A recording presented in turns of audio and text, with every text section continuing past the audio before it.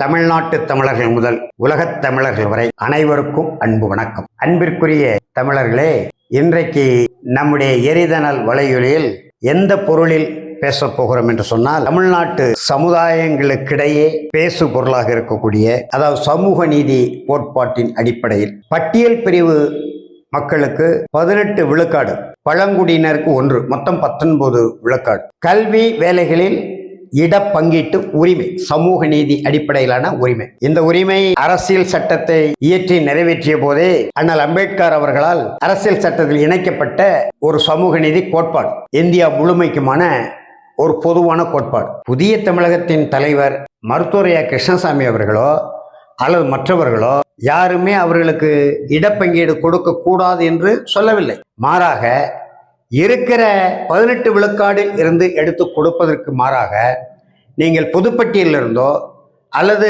பிற்படுத்தப்பட்டோர் பட்டியலிருந்தோ அல்லது மிகவும் பிற்படுத்தப்பட்டோர் பட்டியலிருந்தோ 2 விழுக்காடு எடுத்து அவர்கள் கொடுங்க, 6 விழுக்காடு கூட கொடுங்க, அதில் எங்களுக்கு ஒன்றும் எதிர்ப்பில்லை என்றுதான் சொல்கிறார். ஆனால் நம்முடைய ஐயா பே மணியரசன் அவர்கள் இதையெல்லாம் மறுத்துவிட்டு, அல்லது புதிய தமிழகம் கட்சியினுடைய தலைவர் மதிப்புக்குரிய மருத்துவர் கிருஷ்ணசாமி அவர்கள் இந்த 18 விழுக்காடு, 18 கூட்டல் 1 19 விழுக்காடு பட்டியல் பிரிவினர் மற்றும் பழங்குடியினருக்கு கொடுக்கப்பட்டுள்ள இடப்பங்கீட்டு முறை வேலை வாய்ப்புகள்ல, அதாவது தலையாரி வேலையிலிருந்து தலைமைச் செயலாளர் வரை இன்ன வரை நிரப்பப்படாமல் இருக்கக்கூடிய ஏறக்குறைய 3,50,000 காலி பணியிடங்களையும் நிரப்ப குறை என்றாவது நம்முடைய ஐயா மணியரசன் குரல் கொடுத்திருக்காரா?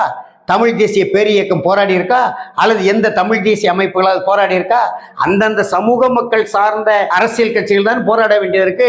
கிட்டத்தட்ட 96 சட்டமன்ற உறுப்பினரான காலகட்டத்திலிருந்து புதிய தமிழகத்துடைய தலைவர் மருத்துவர் கிருஷ்ணசாமி வலியுறுத்துகிறார்.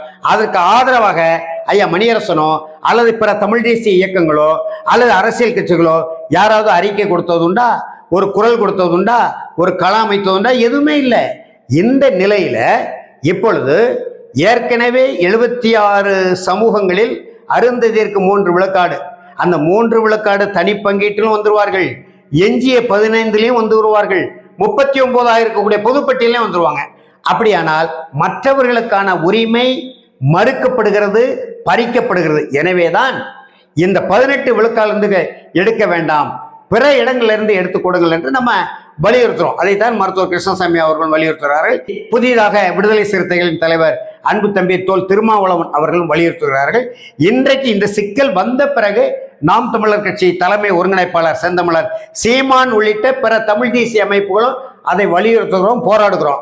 இதுல ஏன் நம்முடைய தமிழ் தேசிய பேரியக்க தலைவர் ஐயா பே மணியரசன் அவர்கள் குறுக்குச்சால் ஓட்ட வேண்டும் என்பதுதான் நம்முடைய வினா. அந்த வகையிலே நாம் எந்த மக்களுக்கும் எதிரானவர்கள் அல்ல. அதே நேரத்தில் தெலுங்கை தாய்மொழியாக கொண்டவர்கள், கன்னடத்தை தாய்மொழியாக கொண்டவர்கள், மலையாளத்தை தாய்மொழியாக கொண்டவர்கள், இவர்கள் எல்லாம் தமிழ்நாட்டு குடிமக்களாக ஏற்கிறது நமக்கு மாறுபட்ட கருத்தல்ல. ஆனால் தமிழர்களாக ஏற்க முடியாது. இதே போன்ற சிக்கல் கேரளாவிலேயோ கர்நாடகத்திலேயோ ஆந்திராவிலேயோ வருகிற பொழுது எந்த மக்களுக்கு நாம் இடப்பங்கீடு வழங்குறோமோ அந்த மக்கள் நம்மோடு இருந்து குரல் கொடுப்பதில்லை, போராட வருவதில்லை. எனவேதான் இதை நாம் மறு ஆய்வு செய்ய வேண்டும் என்று சொல்கிறோம். மாநில உரிமை என்றால் மாநில உரிமைக்காக தான் நம்ம போராடுகிறோம், மாநிலத்தின் தன்னாட்சிக்காகவும் தன்னுரிமைக்காக தான் போராடுகிறோம். அதே நேரத்தில் ஏன் சாதிவாரி கணக்கெடுப்பு என்று சொல்லப்படுகிற குடிவாரி கணக்கெடுப்பு இந்த மாநில அரசு எடுக்கணும் இல்லையா? அதை வலியுறுத்துவதற்கு எந்த கட்சியும் வர மறுக்கிறது. ஏன் குடிவாரி கணக்கெடுப்பை எடுத்த கோரி தமிழ் தேசிய பேரியக்கத்திலிருந்து ஒரு மாநாடு போட்டால் வேண்டாம் என்றக்கா? ஏன் போடல? அதிலெல்லாம் நீங்கள் கவனம் செலுத்துவதில்லை. மாறாக அருந்ததியர்கள் அவர்கள் 56க்கு முன்பு வந்தவர்கள், இதெல்லாம் 56க்கு முன்பு வந்தானே பின்பு வந்தானே, எல்லாரும் நாட்டு குடிமக்கள் தானே.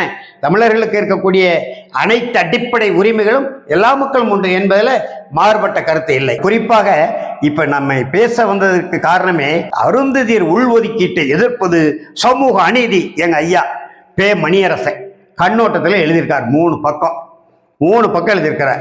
ஆனால் மருத்துவரைய கிருஷ்ணசாமி கொடுத்திருக்கிற 10 பக்க அறிக்கை, இந்த 10 பக்க அறிக்கையில 18 விழுக்காடையும் நீங்கள் 100 விழுக்காடா நிறைவேற்றி இருக்கிறீர்களா என்ற கேள்விக்கு விடை இல்லை. கிட்டத்தட்ட 3,50,000 காலி பணியிடங்கள், கடைநிலை ஊழியரிலிருந்து தலைமைச் செயலாளர் வரை காலி பணியிடங்கள் இருக்கு, அது பட்டியல் பிரிவு மக்களை பணியமர்த்தி நிறைவு செய்யுங்கள் என்ற கருத்துக்கு ஐயா பே மணியரசன்ட்ட விடை இல்லை. மாறாக அருந்ததியர்களுக்கு அவர் சொல்கிறார். உயர்நீதிமன்ற நீதிபதி MS ஜனார்த்தனம் அவர்கள் தலைமையில் 2008 ஒரு குழு அமைத்தார், நம்ம கலைஞர் அமைத்தார். அந்த குழு அறிக்கையை ஏற்றுக்கொண்டு சென்னை உயர்நீதிமன்றத்தில் புதிய தமிழகம் கட்சி தலைவர் மருத்துவர் கிருஷ்ணசாமி வழக்கு தொடுத்தார். இதெல்லாம் சொல்றார். ஜனார்த்தனம் குழு அறிக்கையை சொல்லுகிறார், மருத்துவர் கிருஷ்ணசாமி தொடுத்த வழக்கை சொல்லுகிறார். இந்த வழக்கை பின்னர் உச்சநீதிமன்ற தலைமை நீதிபதி TY சந்திரசூட் தலைமையிலான 7 நீதிபதிகள் கொண்ட அரசியல் அமர்வு விசாரித்து 1/8/2024 தீர்ப்பு வழங்கியது. என்ன சொல்ல வருகிறார் என்றால், அவரே சொல்லுவார், கருவாட்டு குழம்பை கருவாட்டு குழம்பு என்று சொல்ல வேண்டாம், பருப்பு குழம்பை பருப்பு குழம்பு என்று சொல்ல வேண்டாம், கருவாட்டு சாம்பார் என்று குழப்பக்கூடாது. இது என்னது? இதுக்கு பேர் பருப்பு குழம்பா, கருவாட்டு குழம்பா, கருவாட்டு சாம்பாரா என்பதை ஐயா மணியரசன் தான் சொல்லணும். அவர் சொல்லுகிறார், ஒடுக்கப்பட்ட பிரிவிலே கடைகோடியில் இருப்பவர். இது என்ன புதிய கண்டுபிடிப்பா? அது ஏற்கனவே இருந்ததுதான். ஆகையினாலே அவர்களுக்கு இடஒதுக்கீடு கொடுத்தது செல்லும். அருமை நண்பர்களே, பெரியோர்களே, தமிழ் தேசிய களப்பணியாளர்களே, இந்த 2009ஆம் ஆண்டு உள்ஒதுக்கீடு சட்டம் கொண்டு வந்த காலகட்டத்திலே இதே திருநெல்வேலிக்கு பக்கத்தில் இருக்கக்கூடிய மனோன்மணியம் சுந்தரனார் பல்கலைக்கழகத்திலே 28 உதவி பேராசிரியர் காலி பணியிடங்கள் நிறைவேற்றக்கூடிய நிலையிலே அதிலே 24 இடங்கள் அருந்ததிகளுக்கு போனது, 2 இடங்கள் தேவேந்திரகுல வேளாளர்களுக்கு, 2 இடங்கள் ஆதித்தமிழர்களான பழைய சமுதாயத்துக்கு. இது என்ன சமூக நீதியா இருக்க முடியும்? இல்லையா? மணியரசையா சொல்ற கடைசியில சொல்ல வருகிறார். அதாவது இவங்களை பொறுத்தவரை அருந்ததியர்கள் ஆந்திராவிலிருந்து வந்தவர்கள், அவர்களுக்கு தமிழ்நாட்டில் இடஒதுக்கீடு ஏன் என்று நண்பர்கள் சிலர் கேட்கிறார்கள். ஆமா கேட்கிறாங்க, சிலர் அல்ல, நாம் தமிழர் கட்சி கேட்குது, தமிழ் தேசிய உணர்வாளர்கள் கேட்கிறார்கள், தமிழ் தேசிய களப்பணியாளர்கள் கேட்கிறார்கள். நாங்கள் அதை திருப்பி கேட்கிறோம். இதே கேரளாவிலையும் கர்நாடகத்திலையும் ஆந்திராவிலும் பச்சை தமிழர்கள், தொல்குடி தமிழர்கள், இந்த தமிழ்நாட்டில் உள்ள பட்டியல் பிரிவில் உள்ள பெயரில் உள்ளவர்களே அங்கே இருக்கிறார்களே, கேரளா இடஒதுக்கீடு கொடுக்கிறதா? கர்நாடகம் இடஒதுக்கீடு கொடுக்கிறதா? ஆந்திரா இடஒதுக்கீடு கொடுக்கிறதா? நெல்லூர் வரை இருக்கிறோம், 40 லட்சம் தமிழர் இருக்கிறோம். ஒரு ஊராட்சி மன்ற உறுப்பினர் உண்டா தமிழன்? பழந்தமிழன், ஆதித்தமிழன். கர்நாடகத்திலே கோலார் தங்கவயலிலிருந்து சட்டமன்ற உறுப்பினர் தேர்ந்தெடுக்கப்பட்டாங்க, இன்றைக்கு தேர்ந்தெடுக்கப்படுகிறாங்களா? அங்கே உள்ளாட்சி மன்ற பொறுப்புகளிலே தமிழர்கள் வர முடியுதா? 1 கோடி பேருக்கு மேல இருக்கிறோம். கர்நாடகத்துல, பெங்களூர்ல யாருக்கு எந்த பொறுப்பும் கிடையாது, அரசு பணி கிடையாது, இடஒதுக்கீடு கிடையாது. கேரளால கொடுக்குறாங்களா? கிடையாது. 1956 மொழிவழி மாநிலம் பிரிந்த பிறகு அவர்கள் தனி சட்டத்தை ஏற்றுக்கொண்டார்கள். ஆனால் நாம் சென்னை ராஜஸ்தான், சென்னை தலைமாகாண சட்டத்தை இன்றைக்கு வைத்துக் கொண்டிருக்கிறோம். அதுக்கு எதிராக ஏன் நீங்க குரல் கொடுக்கலாம்? ஐயா மணியரசன், கர்நாடக தமிழர்களுக்கு இடஒதுக்கீடு கொடுங்கன்னு போய் பெங்களூர்ல ஒரு போராட்டம் நடத்துங்க, ஆந்திராவில் போய் ஒரு போராட்டம் நடத்துங்க, திருவனந்தபுரத்தில் போய் ஒரு போராட்டம் நடத்துங்க. அது என்ன சொல்ல வருகிறார் என்றால், அருந்ததியர்கள் ஆந்திராவில் இருந்து வந்தவர்கள் அவர்கள் தமிழ்நாட்டில் இடஒதுக்கீடு ஏன் என்று நண்பர்கள் கேட்கிறார்கள். 1956 நவம்பர் 1 மொழிவழி மாநிலமாக தமிழர் தாயகமாக தமிழ்நாடு அமைவதற்கு முன் தமிழ்நாட்டில் குடியேறிய அனைவரும் தமிழ்நாட்டின் மண்ணின் மக்கள், மரபு தமிழர்களுக்குள்ள உரிமைகள் அவர்களுக்கும் உண்டு என்பதே தமிழ் தேசிய பேரியக்கத்தின் நிலைப்பாடு. இதுல மாறுபட்ட கருத்து என்ன இருக்கு? ஆனால் ஒரே ஒரு வினாவுக்கு மட்டும் ஐயா மணியரசன் பதில் சொல்லணும். 56க்கு முன்னால குடியேறியவர்களாக இருந்தால் கூட அவர்கள் தெலுங்கர்களா தமிழர்களா என்பதுதான் இப்ப நம்ம கேள்வி. நீங்க ஏன் குட்டையை குழப்பறீங்க?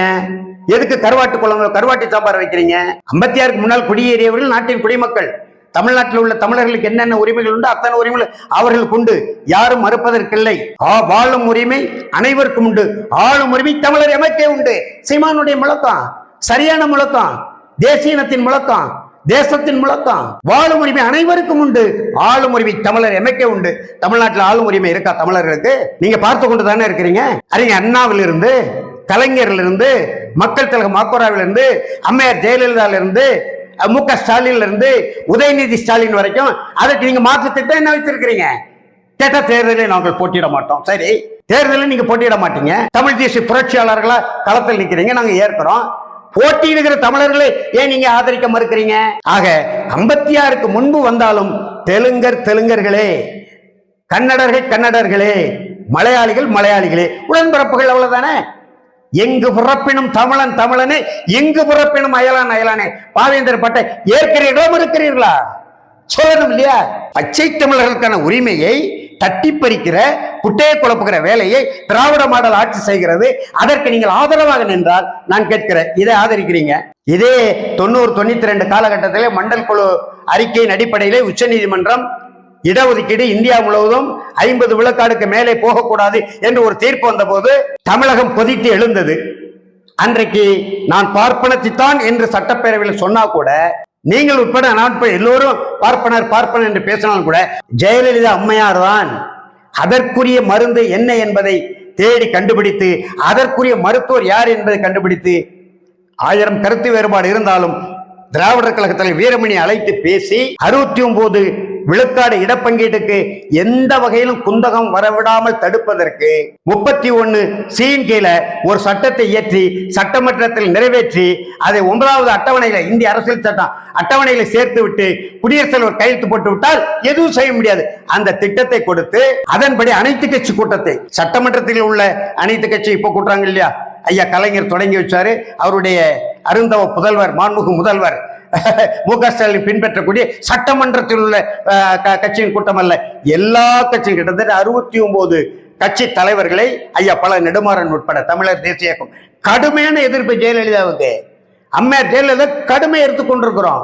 தமிழ் உணர்வு அடிப்படையில், தமிழ் இன உணர்வு அடிப்படையில், தமிழ்நாட்டு உரிமைகள் என்ற அடிப்படையில், தமிழீழ விடுதலை போராட்டம் என்ற கோட்பாட்டில் கடுமையாக இருக்கிறோம். ஆனால் 69 விழுக்காடு இடப்பங்கீட்டு சமூக நீதியின் அடிப்படையில் அதை பாதுகாப்பதற்கு அம்மையார் ஜெயலலிதா கூட்டிய அனைத்து கட்சி கூட்டத்தில் போய் கலந்து கொண்டார். ஒரே தீர்மானம் நிறைவேற்றுக்கு ஆதரவு தந்தார்.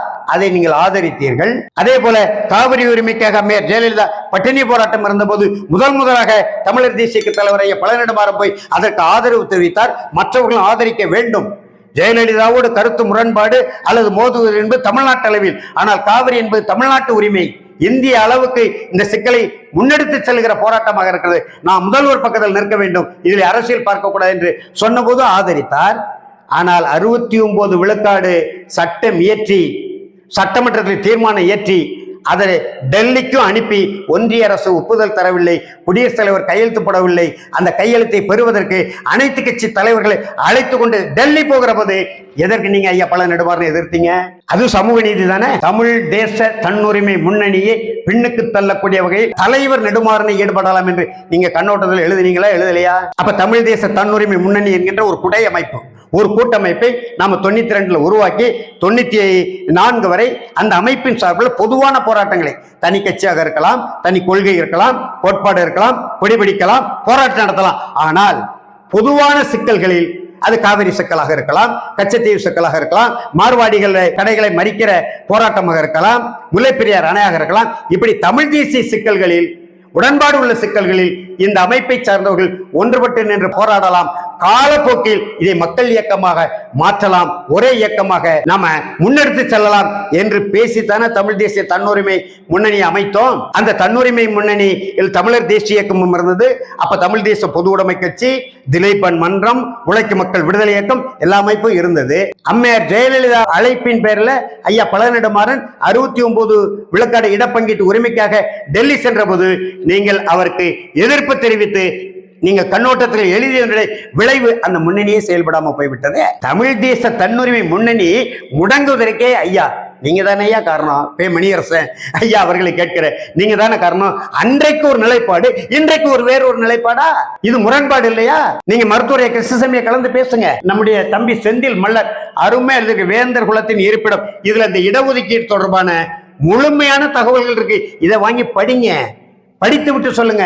தெலுங்கர் என்று சொல்லுவதில் உங்களுக்கு என்ன தயக்கம்? கன்னடர் என்று சொல்லுவதில் உங்களுக்கு என்ன தயக்கம்? மலையாளிகள் என்று சொல்லுவதில் என்ன உங்களுக்கு முரண்பாடு? நாங்க அவங்க குடிமக்களை ஏற்க யாரும் மறுக்கலையா? முடியாது. 12 ஆண்டுகள் ஒரு வீட்டில் குடியிருந்தால் உரிய காரணங்கள் இன்றி அவரை வெளியேற்ற முடியாது வீட்டின் உரிமையாளர். அப்படி இருக்கு சட்டம். அப்படி இருக்கும்போது 1956க்கு முன்பு 56க்கு பின்பு இந்த வரையறையும் முதல்ல பிழையானது. 200-300 ஆண்டு காலமா இந்த தமிழ்நாட்டிலே தமிழர்களோடு ஒன்றி உறவாடி பணி செய்கிற எல்லாரையும் நம்ம ஏற்போம், குடிமக்களா ஏற்போம். தமிழர்களுக்குள்ளே அனைத்து உரிமைகளும் அவர்களுக்கு உண்டாது, மறுப்பதற்கு இல்லை. ஆனால் இருக்கிற உரிமையை தட்டி பறித்து குட்டையை குழப்புகிற இந்த உள்ஒதுக்கீடு நீங்க சொல்லுங்க. மிகவும் பிற்படுத்துவோர் பட்டியலில் இருந்து எடுத்து கொடுங்கன்னு சொல்லுங்க. பிற்படுத்தப்பட்டோர் பட்டியலில் இருந்து எடுத்து கொடுங்க சொல்லுங்க. 39 விழுக்காடு பொதுப்பட்டியலில் இருந்து எடுத்து கொடுங்கன்னு சொல்லுங்க. என்ன கருத்து? இந்த 18 விழுக்காட்டிலேயும் 3 விழுக்காடு தனி பங்கீடு. அப்புறம் 15லையும் அவர்களுக்கு தகுதி திறமை உள்ளவர்கள் வந்து விடலாம். அப்புறம் 39லையும் தகுதி திறமை உள்ளவர் வந்து விடலாம். அப்ப நாங்க எங்க போறது? ஆதி தமிழர்களான தொல்குடி தமிழரான பச்சை தமிழர்கள் மண்ணின் மீது எங்கே செல்வது? மணியரசு ஐயா விடை சொல்வாரா? இந்த வினாவை தெளிவாக இருக்க வேண்டும். தமிழ் தேசிய களப்பணியாளர்கள், தமிழ் தேசிய போராளிகள், குறிப்பாக தமிழ்நாட்டின் எதிர்கால அரசியலை தீர்மானிக்கக்கூடிய நாம் தமிழர் கட்சியின் ஆற்றல் மிகு தம்பிமார்கள் தெளிவாக இருக்க வேண்டும். பே மணியரசன் கிட்ட அவர் இப்படி அடிக்கடி குட்டையை குழப்புவாரு. ராசி மணல்ல அணை கட்டன்னா அது கர்நாடகத்துக்கும் தமிழ்நாட்டுக்கும் பொதுவான இடம்னு சொல்லுவாரு. எந்த அடிப்படையில் சொல்றாரு? குடகு பகுதியே நம்முடைய பகுதி, மேகதாட்டை மீட்டு தமிழ்நாட்டோட சேர்க்கணும். மேகதாட்டு அணை எதிர்ப்பாராம், ராசி மணலை வேண்டாம் பாராம். இப்படி இடையில குட்டையை குழப்புவாரு. அவரு முன்னெடுத்து செல்கிற எந்த போராட்டமும் வெற்றி பெற்றதாக இதுவரை இல்லை. அப்படி இருந்தா சொல்லுங்க. தஞ்சாவூர் பெரிய கோயில்ல ராஜா பான்ஸ்லேன்னு ஒருத்தர் இருக்காரு, மராட்டியர், அறங்காவலர் குழு தலைவரா இருக்கிறாரு. அந்த போராட்டத்தை இதுக்குள்ள நாங்க முன்னெடுத்திருப்போம்னா அவர் போன காடு புல்லு முளைச்சு போயிருக்கும். ஆனா இவரு அதை கையில் எடுத்தவர் இன்றைய வரைக்கும் நாடகம் ஆடிக்கொண்டே தான் இருக்கிறாங்க. அவரை வெளியேற்ற முடியல. ஒரு பச்சை தமிழன் அந்த கோவில் அறங்காவலர் குழு தலைவரா வர முடியல. எத்தனை ஆண்டு காலம் நீங்க போராடுறீங்க? ஏன் உங்களால வெளியேற்ற முடியல? இதே போல தமிழ் தேசிய சிக்கல்கள் கையில் எடுத்து வென்ற வரலாறு நாங்க சொல்லட்டுமா? எளிய தமிழர்கள், ஏழை தமிழர்கள், பாட்டாளி தமிழர்கள், ஏதுமற்ற தமிழர்கள் தமிழ் தேசிய போராட்டத்தை முன்னெடுத்து வாகேசுடைய வரலாறு எங்களுக்கு உண்டு. பட்டியல் போட்டு காட்ட முடியும். உங்களால் முடியுமா? எனவே அன்பு கூர்ந்து ஐயா மீது எனக்கு பெருத்த மதிப்பு உண்டு, அன்பு உண்டு. 10 அகவை என்னை விட ஐயா மணியரசன் மூத்தவர். ஆனா தமிழ் தேசிய அரசியலுக்கு எனக்கு பின்னால வந்தவர் இல்லையா? அந்த உண்மையை யாரும் மறைக்க முடியாது. நாங்க தமிழ் தேசிய அரசியலை தமிழர் தேசிய இயக்கத்தின் சார்பில் மிகப்பெரிய வீச்சாக தஞ்சை பகுதியிலே நெற்களஞ்சிய பகுதியில் முன்னெடுத்த போது நீங்கள் MCPI தான், இந்திய மார்க்சிய பொது உடைமை கட்சி தான். தமிழர் தன்னுரிமை பிரகடன மாநாடு, அதுல உங்களுடைய ஒத்துழைப்பு இருந்தது, உங்களுடைய பங்களிப்பு இருந்தது. நாங்கள் நன்றி உணர்வோடு நினைத்து பார்ப்போம். ஒருபோதும் மறக்க மாட்டோம். மணியரசு ஐயானுடைய அந்த தோழமை செயற்பாடுகளை மறக்க மாட்டோம். நெஞ்சி நிறைய நினைத்து கொண்டே இருப்போம், நன்றி உணர்வோடு இருப்போம். ஆனால் அதற்கு பிறகுதான் நாங்களெல்லாம் தேச பாதுகாப்பு சட்டத்திலே அய்யனாபுரம் அண்ணன் முருகேசன், நான், நெடுமாறையாவுடைய உதவியாளர் அவன் மூர்த்தி 3 பேரும் தேச பாதுகாப்பு சட்டத்தை அடைத்து சிறையில் இருக்கும்போதுதான் நீங்க அகில இந்திய கட்சி பெயரை மாற்றி தமிழ் தேச பொது உடைமை கட்சின்னு பெயர் வச்சுங்க. அப்ப எங்களுக்கு பிறகுதான் தமிழ் தேசத்துக்கு வந்திருக்கிறீங்க. எனவே உங்களை இரு கைகளை குப்பி அன்பு உணர்வோடு வேண்டிக் கொள்கிறேன். அருள் கூர்ந்து தமிழ் தேசிய அரசியலில் நீங்கள் குட்டையை குழப்பாதீர்கள், கருவாட்டு சாம்பார் வைக்காதீர்கள். இந்த தமிழ் தேசிய பேர் இயக்கத்தோடும் ஐயா மணியரசனோடும் தமிழ் தேசிய களப்பணியாளர்கள், நாம் தமிழர் கட்சி பிள்ளைகள் எச்சரிக்கையாக இருக்க வேண்டும் என்கின்ற இந்த அன்பான வேண்டுகோளை முன்வைத்து இன்றைய நிகழ்ச்சியை நிறைவு சொல்கிறோம். நன்றி, வணக்கம்.